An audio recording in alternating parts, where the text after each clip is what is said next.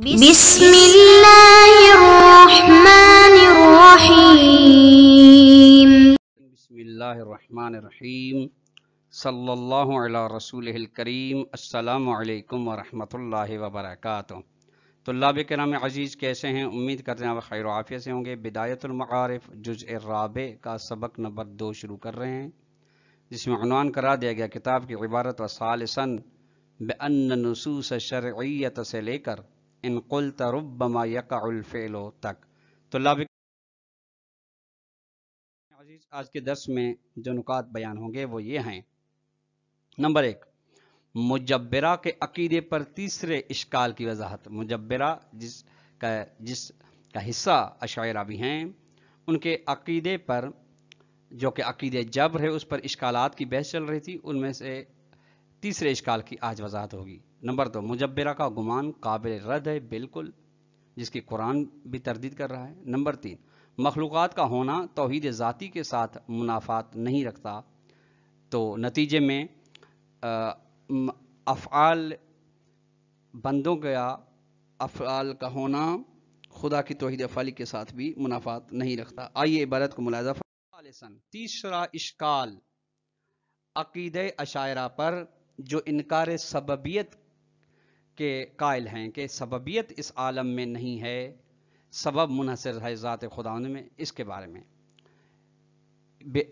اشکال یہ ہے بأن النصوص شرعیت تدل علی وجود رابطۃ سببیت۔ نصوص شرعیہ دلالت کر رہی ہیں کہ رابطہ سببیت اس عالم میں موجود ہے اشیاء کے اندر۔ جب ہے، قرآن بھی بیان کر رہا ہے، روایات بھی کثیر ہیں اس بارے میں، تو آپ پھر کس طرح رابطہ سببیت کا انکار کر رہے ہیں؟ قولی تعالیٰ، جس طریقے سے ارشاد گرامی ارشاد خداوند ہے فَأَرْسَلْنَا إِلَيْهَا رُوحَنَا فَتَمَثَّلَ لَهَا بَشَرًا سَوِيًّا۔ ہم نے اس کی جانب حضرت مریم کی جانب روح کو بھیجا، وہ انسانی شکل میں ظاہر ہوا۔ قالت انی اعوذ بالرحمن منک ان کنت تقیا، تو وہ کہنے لگی میں اپنے پروردگار سے آپ کے بارے میں پناہ مانگتی ہوں اگر آپ پرہیزگار ہیں۔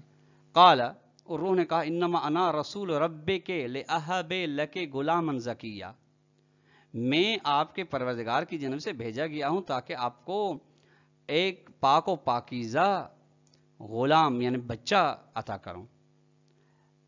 یہاں پہ یہ سورہ مریم کی آیت نمبر 17 سے 19 ہے۔ وجہ استدلال یوں ہے کہ حیث نسب تمثلا وہکذا ہبت الغلام الی الروح، یہاں پہ قرآن مجید میں خداوند متعال فرشتے کے تمثل ہونے کو، مجسم ہونے کو نسبت دے رہا ہے روح کی جانب، یعنی کہ روح متمثل ہوا بشر کی صورت میں، ایک یعنی وہ کر سکتا ہے، وہ اس کے لیے اثر دکھا سکتا ہے آپ کا، اور وہ کہ لأہب، میں آپ کو ہبہ کروں غلام زکیہ، اور اس کی بھی ہبہ غلام اولاد کے دینے کی بھی نسبت ہے روح کی جانب، ایک تو یہاں پہ رابطہ موجود ہے۔ وقولہ عز وجل، دوسرا ارشاد گرامی ہے قاتلوہم یعذبہم اللہ بایدیکم، انہیں قتل کر دو، جنگ کرو اس کے ساتھ، خداوند متعال انہیں آپ کے ہاتھوں سے عذاب دے گا، آپ کے ہاتھوں سے عذاب، یعنی قتل کرو، قتل کا آپ سبب بنیں گے، آپ کے سبب سے خدا انہیں عذاب دے گا۔ سورہ توبہ کی آیت نمبر 14۔ از، چونکہ اس نے دا عذاب الکفار الی ایدی المؤمنین، ایدی مومن سبب ہیں عذاب کفار کے لیے، اور عذاب کفار کی نسبت دی جا رہی ہے ایدی مومن کی جانب، وغیر ذالک من آیات، اس کے علاوہ ان دو آیات کے علاوہ بھی آیات ہیں جو دلالت کر رہی ہیں صراحت کے ساتھ ایک چیز اس عالم میں سے دوسری چیز کے لیے سبب ہے، فلا وجہ انکار سببیت ہے۔ جب اتنی وضاحت و تصریح ہے نصوص شرعیہ میں، تو رابطہ علیت و سببیت کے انکار کرنے کی کوئی وجہ دلیل و سبب نہیں بنتا۔ وَأَمَّا تَوَہُّمُ الْمُنَافَاةِ بَيْنَهَا وَبَيْنَ التَّوْحِيدِ الْأَفْعَالِ فَهُوَ مُنْدَفِعٌ۔ اچھا، یہ گمان اشارہ کا کہ رابطہ علیت کے درمیان اور توحید افعالی کے درمیان میں منافات پایا جاتا ہے، تضاد و ٹکراؤ پایا جاتا ہے، اگر ہم توحید افعالی کے قائل ہیں تو سببیت کا کہ ہمیں قائل نہیں ہونا چاہیے، اس کا انکار کرنا چاہیے، چونکہ دو چیزیں آپس میں ٹکرا رہی ہیں۔ یہ گمان بھی ان کا قابل رد ہے، رد کیا گیا ہے. یعنی وہ کہتے ہیں جب خدا افعال و غیر افعال کے لیے واحد ہے اس عالم میں، تو پھر آپ کیسے اشیاء کے لیے سببیت کا اور علیت کا اور مؤثر ہونے کا عقیدہ رکھ سکتے ہیں؟ یہ تو توحید افعال کے ساتھ منافات رکھتا ہے. فرماتے ہیں یہ ان کا گمان یہ بھی قابل دفع ہے، یوں کہ بأن سببیت المذکورۃ لیست مستقلۃ حتی تنافی ہے.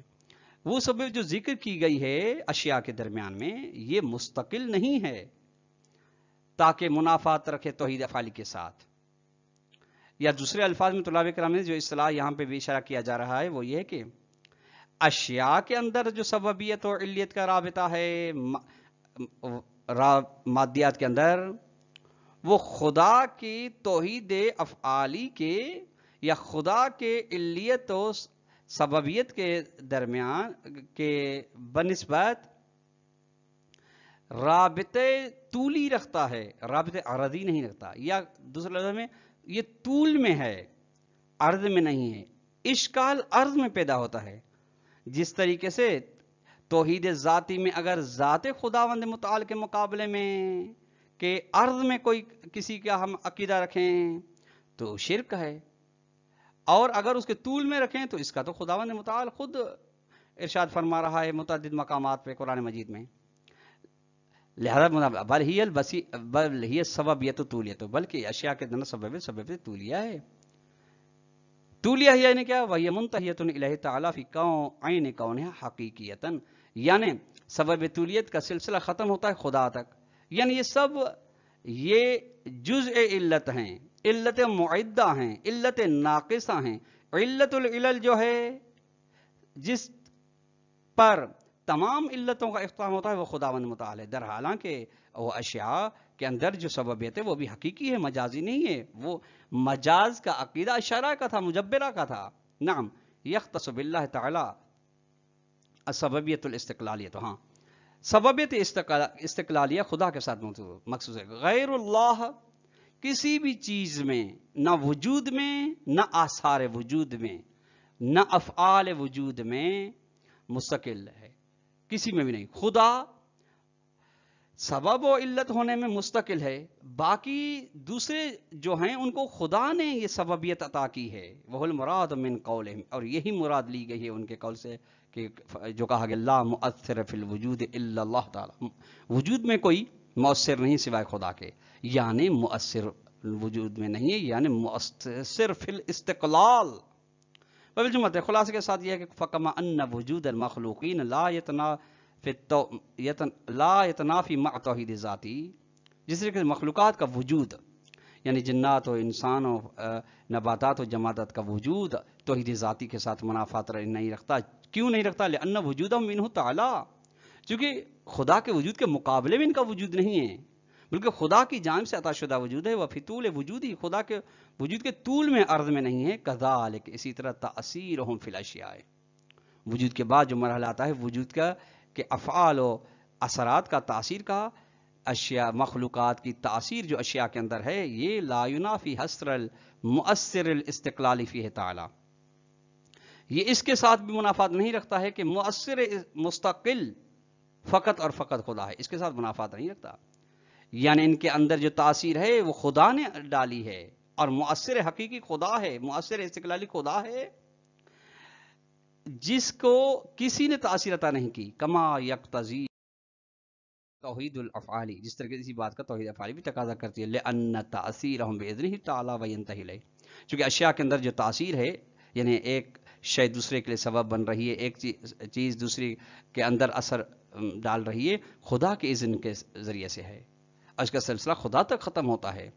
وَلِذَالِكَ قَالَ الْعَلَّامَةُ الطَّبَاطبائی، اسی وجہ سے علامہ طباطبائی نے فرمایا ہے انتصاب الفعل الواجب تعالی بالایجاد لا ینافی انتصابہ الی غیرہ من الوسائط، کسی فعل کی نسبت دینا واجب الوجود کی جانب ایجاد کے ذریعے سے یہ منافات نہیں رکھتا ہے کہ اس فعل کی نسبت غیر خدا کی جانب نسبت دی جائے وسائط میں سے، یعنی اس کے لیے کوئی واسطہ بن سکے، جیسے والدین ہمارے اور آپ کے لیے وجود واسطہ بنتے ہیں.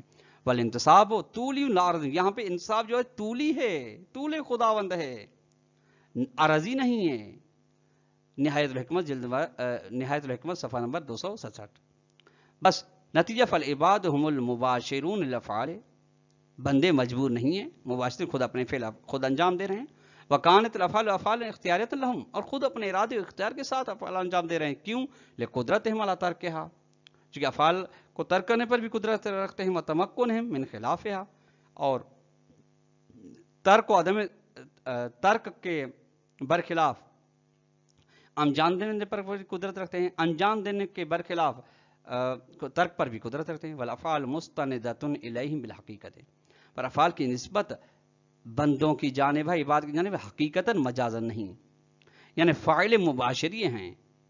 ومع ذلك، اس کے باوجود لا یکونون مستقلین فی الوجود والفاعلیت، اس کے باوجود یہ بندے نہ وجود میں مستقل ہیں بلکہ وجود میں خدا کے وجود کے طول میں ہیں، عرض میں قطع نہیں ہے. نہ ہی فاعلیت میں یعنی مؤثریت میں یعنی سببیت میں بھی مستقل نہیں ہیں، بلکہ خداوند متعال کی اجازت سے ہیں، اذن سے ہیں. ان کا وجود، ان کی اثر پذیری خداوند متعال کے ذریعے سے ہے. ولیس ھذا، اور یہ نہیں ہے الا ہے تو لکون فی طول وجود رب المتعال، یہ چونکہ اس وجہ سے کہ چونکہ خداوند متعال کے وجود کے طول میں ہیں، زیر سایہ ہیں. ومنہ، یہیں سے ینقدح، بات واضح ہو جاتی ہے، ینقدح فساد مستدلوا بھی علی مختارہم، اس عقیدے کا غلط ہونا واضح ہو جاتا ہے جس عقیدے کے ذریعے سے اشارہ نے استدلال کیا ہے اپنے اختیار شدہ بات پر کہ اس کائنات کے اندر سببیت و علیت کا رابطہ نہیں ہے بلکہ سببیت منحصر ذات خداوند میں. واضح ہو جاتا ہے کہ ان کا عقیدہ غلط ہے. یوں من ان تاثیر مستند الی قدرت اللہ تعالی دون العباد، وہ یہ کہ اثر دکھانا خدا کی قدرت کی جانب نسبت دیتے ہیں، بندوں کی جانب نہیں، یعنی بندے اثر نہیں دکھا سکتے. وَإِلَّا، اور اگر فرض کریں آپ اشارہ کہتے ہیں کہ اگر آپ قائل ہیں کہ بندے بھی افعال میں اثر دکھا سکتے ہیں، خدا بھی اثر دکھا سکتا ہے، تو لازمہ اجتماع قادرین علی مقدور واحد، تو لازم آتا ہے کہ ایک مقدور کے بارے میں، ایک مخلوق کے بارے میں دو فاعلوں کا، دو قادروں کا، دو خالقوں کا اجتماع ہو جائے. وَالتَّالِی باطل، اور یہ نہیں ہو سکتا کہ ایک مفعول کے بارے میں دو فاعل ہوں، ایک مخلوق کے بارے میں دو خالق ہوں وغیرہ، یہ باطل ہے. فالمقدم مثلہ، بس مقدم بھی اسی طرح ہے کہ بندوں کی جانب تاثیر کی نسبت نہیں جا سکتی. بیان الشرطیت، شرطیہ کا بیان، یہ مقدم و تالی چونکہ قضیہ شرطیہ کے درمیان ہوتا ہے، اس کی وضاحت. بیان یعنی وضاحت. انہ تعالی قادر علی کل مقدور، یعنی خدا متعال ہر اس چیز پر قدرت رکھتا ہے جو صلاحیت رکھتی ہے، جس کے اندر وجود میں آنے کی صلاحیت ہے. بس فلو کان العبد قادر علی شیء، بس اگر کوئی بندہ کسی چیز پر قدرت رکھتا ہے یعنی اس کے اندر اثر ڈالنے پر یا اس کو ایجاد کرنے پر، لاجتمعت قدرتہ و قدرت اللہ تعالی علیہ، اس کا مطلب ہے کہ خدا کی قدرت بھی وہیں اکٹھے ہو گئی، جمع ہو گئی، اور بندے کی بھی. یہ کیسے ہو سکتا ہے؟ وَأَمَّا بُطْلَانُ تَعْلِی، یہ مقدم کی وضاحت تھی. شرطیہ کی تالی باطل ہے، کیوں؟ فَلِأَنَّهُ لَوْ أَرَادَ اللَّهُ إِيجَادَهُ وَأَرَادَ الْعَبْدُ إِعْدَامَهُ، اگر کسی چیز کو خدا ایجاد کرنے کا، وجود دینے کا ارادہ کرے، بندہ اس کو معدوم کرنے کا ارادہ رکھے، یہ دو صورتیں. فَإِنْ وَقَعَ الْمُرَادَانِ، اگر دونوں مراد متحقق ہو جائیں، او عدم، یا متحقق نہ ہوں، تو لازم آتا ہے